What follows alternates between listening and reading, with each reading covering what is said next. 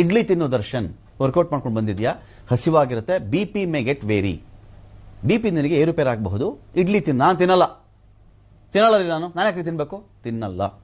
ತದನಂತರದಲ್ಲಿ ಶ್ರೀರಂಗಪಟ್ಟಣ ದಾಟಿದ ಮೇಲೆ ದರ್ಶನ್ನ ದ ಸೋ ಕಾಲ್ಡ್ ಈಗೋ ಕಡಿಮೆ ಆಗುತ್ತೆ. ಆಗ ಇಡ್ಲಿ ಚಟ್ನಿ ತಿಂದಿರೋದು ಯಾರು, ದರ್ಶನ್.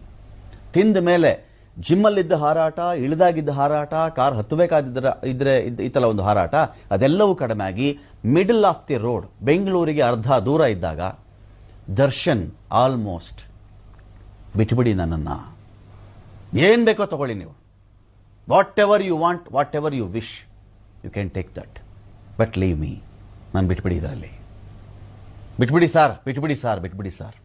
ಬಟ್ ನೋ, ನಿಜವಾಗ್ಲೂ ಹೇಳಬೇಕು ಅಂತ ಹೇಳಿದ್ರೆ ಈ ಕೇಸು ಯಾವುದೋ ಒಂದು ಭಾಗದಲ್ಲಿ ಮುಗಿದು ಮುಳುಗಿ ಹೋಗಿ ಮೂಟೆ ಸೇರಿಬಿಡ್ತಾ ಇತ್ತು.